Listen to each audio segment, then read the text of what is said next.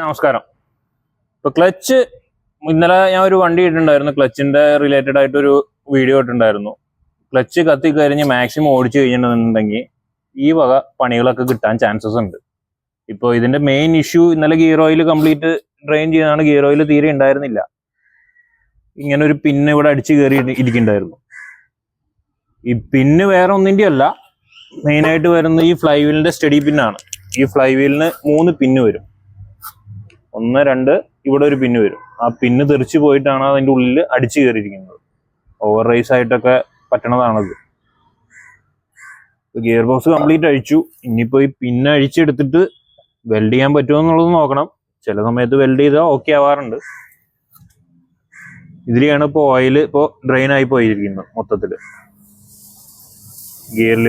ഗിയറിന്റെ ബെയറിങ്സും കാര്യങ്ങളും ചെറുതായിട്ട് ഡാമേജസ് ഉണ്ട്.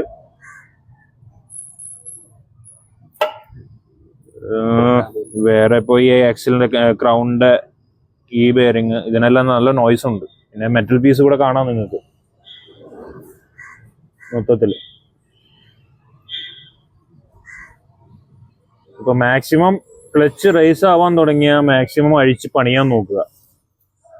അത് ഇനി കുറച്ചു കാലം കൂടി ഓടും പറഞ്ഞു നിന്ന് കഴിഞ്ഞാൽ ഇതേമാതിരി അല്ലറ ചില്ലറ പണികളൊക്കെ കിട്ടാൻ ചാൻസസ് ഉണ്ട്. അപ്പൊ ഇന്നത്തേക്ക് എത്രയേ ഉള്ളൂ.